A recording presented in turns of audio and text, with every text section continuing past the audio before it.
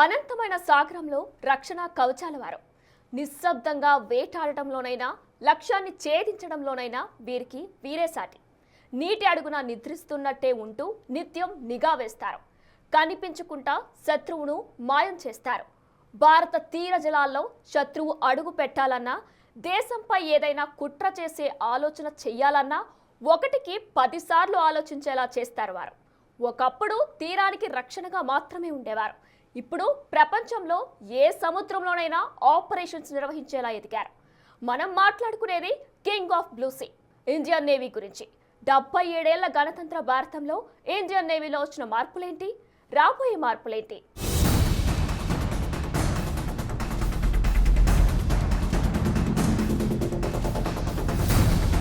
ఎగసిపడుతున్న అలలు, వాటిని చీలుస్తూ వచ్చే నేవీ షిప్స్. భారతదేశ తీరం ఒక సరిహద్దు మాత్రమే కాదు, మన దేశ ట్రేడ్కు ఒక లైఫ్ లైన్, పవర్కు ఒక కారిడార్, మన దేశ రక్షణకు ఒక సవాల్, మన దేశ గర్వానికి ప్రతిరూపం. వీటన్నింటినీ ఒక ఆర్డర్లో ఉంచేది ఇండియన్ నేవీ. వీటి విషయంలో ఇండియన్ నేవీ ఎప్పుడూ వెనక్కి తగ్గలేదు. మన దేశాన్ని ఎక్కడా తలదించుకునేలా చెయ్యలేదు ఇండియన్ నేవీ. అనంత సాగరంలో ఎగిసిపడే అలలను చీలుస్తూ పరుగులు పెడుతూ దేశ రక్షణలో ఎప్పుడూ సన్నద్ధమే అంటోంది ఇండియన్ నేవీ.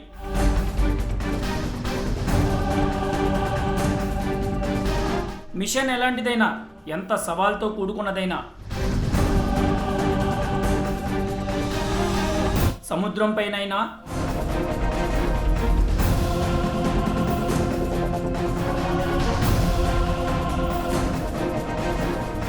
సముద్రం అడుగునైనా,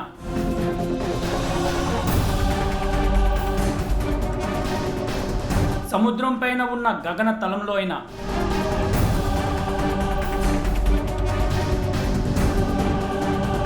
any time anywhere Indian navy ready.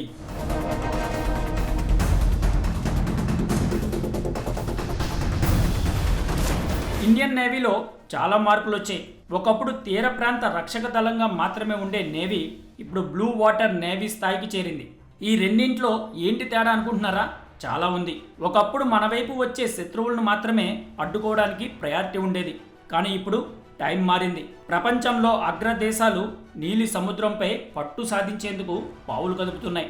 ముఖ్యంగా ట్రేడ్కు సముద్రం ఒక ఆయువు పట్టులా మారింది. దీంతో నేవీని మరింత ఆధునీకరించడం మొదలైంది.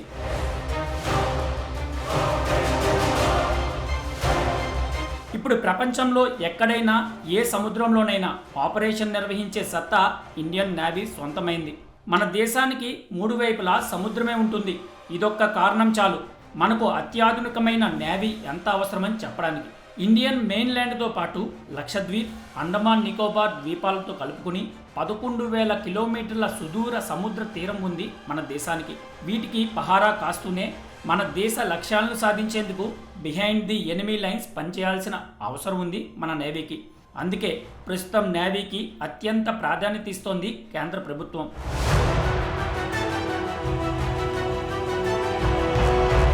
ఒకప్పుడు నేవీ అంటే సాంప్రదాయ యుద్ధం చేసేలానే మన వద్ద ఆయుధాలు ఉండేవి. అప్పుడు మన సత్తా ఏంటో అనేక యుద్ధాల్లో, కీలక ఆపరేషన్స్లో ఇండియన్ నేవీ నిరూపించింది. కానీ ఇప్పుడు అలా కాదు. Frigates, destroyers, submarines, aircraft క్యారియర్స్ను డెవలప్ చేసుకుంటోంది ఇండియన్ నేవీ. ప్రస్తుతం ఇండియన్ నేవీ వద్ద 140 నుంచి 150 వరకు యుద్ధ నౌకలు, సపోర్ట్ వెసల్స్ ఉన్నాయి. INS Vikramaditya, INS Vikrant aircraft క్యారియర్లు, Visakhapatnam class, Kolkata class, Delhi class ఫ్రిగేట్లు, Nilgiri class, Shivalik class, Talwar class submarines, Arihant class nuclear powered submarines, Kalvari class కార్వెట్టీలు, Kamorta, Khukri, Veer class patrol vessels, Sarayu, Sukanya class చిన్న నౌకలు ప్రస్తుతం ఇండియన్ నేవీ వద్ద ఉన్నాయి.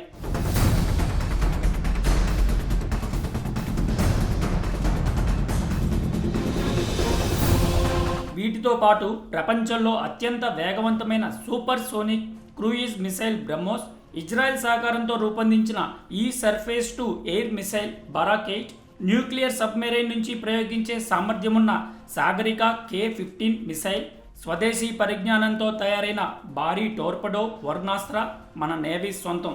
ఇవన్నీ కూడా శత్రు దేశాల సబ్మెరైన్లు, నేవీ షిప్లను వేటాడి మట్టుబెడతాయి.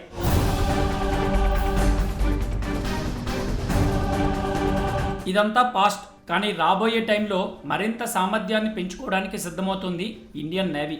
ఈ ఏడాది రికార్డు స్థాయిలో 19 కొత్త యుద్ధ నౌకలు నేవీలో చేరనున్నాయి. Nilgiri class stealth frigate INS Taragiri ఈ ఏడాది నేవీలో చేరనుంది.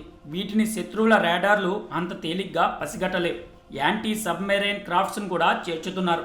సముద్రం అడుగున దాక్కున్న శత్రువులను పట్టుకోవడానికి ఆన్రోత్ వంటి శక్తివంతమైన నౌకలు నేవీలో చేరనున్నాయి. అంతేకాదు, న్యూక్లియర్ పవర్తో నడిచే రెండో సబ్మెరైన్ ఐఎన్ఎస్ అరిగాత్ కూడా ఫ్లీట్లో చేరనుంది.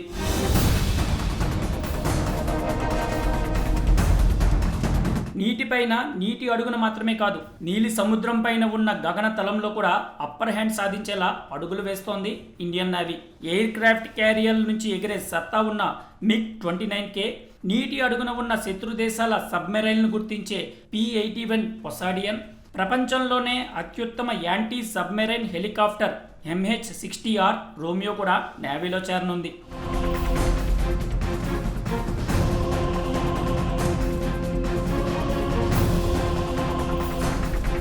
ఇదే కాదు, కమ్యూనికేషన్ను కూడా మరింత సీక్రసీగా ఉంచేందుకు నేవీ అనేక చర్యలు తీసుకుంటోంది. శాటిలైట్ కమ్యూనికేషన్ను ఎప్పటికప్పుడు డెవలప్ చేసింది, దీన్ని మరింత అప్డేట్ చేస్తోంది. అంతేకాదు, నెట్ సెంట్రిక్ వార్ఫేర్ను కూడా డెవలప్ చేస్తోంది ఇండియన్ నేవీ. ఎందుకంటే యుద్ధం అంటే ఇప్పుడు కేవలం 4 గన్లు గర్జించడం, మిసైల్స్ వదలడం కాదు, డ్రోన్లు, సెన్సార్ల ద్వారా శత్రువు ఎక్కడున్నా కనిపెట్టి క్షణాల్లో స్పందించే వ్యవస్థలను కలిగి ఉండడం.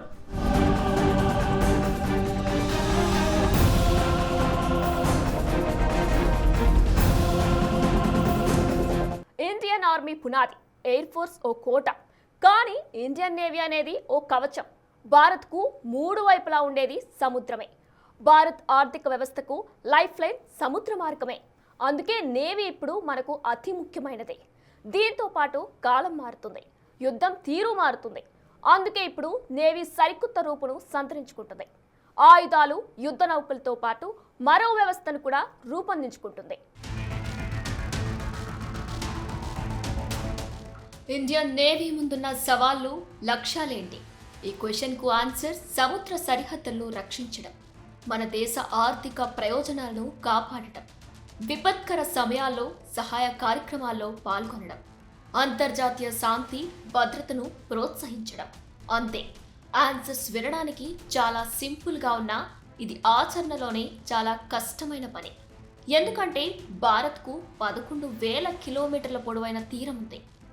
ఇదే మొదటి సవాల్ కాగా, పక్కలో బల్లంలా అటు చైనా, ఇటు పాకిస్తాన్, ఇప్పుడు కొత్తగా బంగ్లాదేశ్. భారత్కు చుట్టుపక్కల శత్రు దేశాలే. వీరికి భారత్లోకి సులభంగా చొరబడేందుకు మార్గం సముద్రమే. అందుకే తీర జలాల్లో నిఘాను పెంచుతూ వస్తుంది ఇండియన్ నేవీ. అంతేకాదు, నిత్యం పెట్రోలింగ్, యాంటీ పైరసీ ఆపరేషన్స్ చేపట్టడం లాంటి వాటిని చేస్తుంది.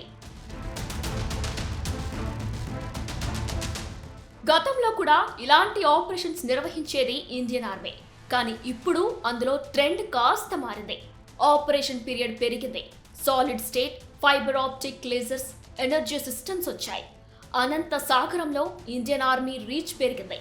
మెయింటెనెన్స్లు తగ్గాయి. షిప్స్, సబ్మారిన్స్ కు న్యూక్లియర్ ప్రొపల్షన్ సిస్టమ్స్ వచ్చాయి. ఫస్ట్ కిల్ క్యాపబిలిటీ పెరిగింది. నావల్ కమ్యూనికేషన్స్ అప్డేట్ అయ్యాయి. ఇస్రో డెవలప్ చేసిన GSAT-7 multi band military communication satellites ఓ గేమ్ చేంజర్గా మారాయి. అంతేకాదు, Indian navy animated marine systems పై కూడా ఫోకస్ చేసింది. 2050 వరకు నేవీ సరికొత్త రూపంతో పాటు అత్యంత శక్తివంతంగా మార్చాలనేది భారత ప్రభుత్వ ఆలోచన. ఇందులో భాగంగా సరికొత్త ఎయిర్ క్రాఫ్ట్ కెరియర్లతో న్యూక్లియర్ పవర్డ్ సబ్మారిన్లకు చేర్చేందుకు ప్రణాళికలు రచిస్తుంది. అదే సమయంలో వ్యూహాత్మక ప్రాంతాల్లో కొత్త నేవీ బేస్లను ఏర్పాటు చేసే పనిలో కూడా ఉన్నారు. అంతేకాదు, మల్కా జలసంధికి దగ్గరలో ఉన్న అండమాన్లో ఇప్పటికే ఐఎన్ఎస్ బాజ్ బేస్ను రన్ చేస్తుంది ఇండియన్ నేవీ. చైనా నేవీ కదలికలపై నిఘా వేయడంతో పాటు ఏదైనా ఆపద ఉందని గమనిస్తే వెంటనే రియాక్ట్ అయ్యేందుకు ఈ బేస్ ఉపయోగపడుతుంది. ఇక కొత్త బేస్ల విషయానికి వస్తే ఐఎన్ఎస్ వర్ష పేరుతో విశాఖలో ఓ బేస్ను నిర్మించే పనిలో ఉంది. ఇది న్యూక్లియర్ సబ్మారిన్ల కోసం ప్రత్యేకంగా నిర్మిస్తున్నారు. అండర్ గ్రౌండ్ టనెల్స్ ఉంటాయి. దీనివల్ల శత్రు దేశాల శాటిలైట్లు మన సబ్మెరైన్లు గుర్తించడం కష్టంగా మారనుంది. లక్షద్వీప్లో ఐఎన్ఎస్ జటాయును ఏర్పాటు చేశారు. ఇది హిందూ మహాసముద్రంలో నిఘాను పెంచడానికి చాలా ముఖ్యం. అంతేకాదు, విదేశాల్లో తొలి బేస్ను నిర్మిస్తుంది ఇండియన్ నేవీ. మారిషస్ కు చెందిన అగలేగా ఐలాండ్ లో బేస్ ను ఏర్పాటు చేస్తున్నారు. ఇప్పుడు రన్వే, జెట్టీలు నిర్మించడం ద్వారా హిందూ మహాసముద్రంపై మన పట్టు మరింత పెరుగుతుంది. ఇక ఇండియన్ నేవీ గురించి చెప్పుకున్నప్పుడు మెరైన్ స్పెషల్ ఫోర్స్ మార్కోస్ గురించి కూడా ప్రత్యేకంగా చెప్పుకోవాల్సిందే. ఎందుకంటే ఏ షిప్, ఏ సబ్మెరైన్ చేరలేని ప్రాంతాలకు చేరుకొని శత్రువులను అంతమొందించడంలో స్పెషల్ ఈ మెరైన్ కమాండో ఫోర్స్. ఈ కమాండోలను దాడివాలా ఫౌజీ అనే నిక్ నేమ్ కూడా ఉంది. యుఎస్ నేవీ సిల్స్ తరహాలో ఉంటుంది వీరి ట్రైనింగ్. పేరుకు వీరు నేవీ స్పెషల్ ఫోర్స్ అయినా భూమి, ఆకాశం, నీరు ఇలా ఎక్కడైనా యుద్ధం చేయగల సత్తా ఉన్నవారు. సముద్రపు దొంగలు అడ్డుకోవడమైనా కౌంటర్ టెర్రరిజానికి సంబంధించి ఇండియన్ నేవీ ఇప్పటికే అనేక ఆపరేషన్స్ నిర్వహించింది. ఇందులో ఈ మార్కోస్ ది కీ రోల్. సముద్రం నుంచి శత్రువులు తీర ప్రాంతాలపై దాడి చేయడంలో అయినా, శత్రువుల భూభాగంలోకి రహస్యంగా వెళ్లి సమాచారాన్ని సేకరించడమైనా, నీటి అడుగున ఉన్న శత్రువుల యుద్ధ నౌకలు, స్థావరాలపై దాడులు చేయడమైనా, ఇలా పని ఏదైనా ఎవరూ గుర్తించుకుంటా చక్కబెట్టుకుని రావడం వారి పని. ఇలా ఇండియన్ నేవీ కొత్త యుద్ధ నౌకలు, అత్యాధునిక టెక్నాలజీలు, మరింత అత్యున్నతమైన సైనికులతో సాగరాలపై రాజ్యమేలుతూ శత్రువుల వెన్నులో వణుకు పుట్టిస్తుంది.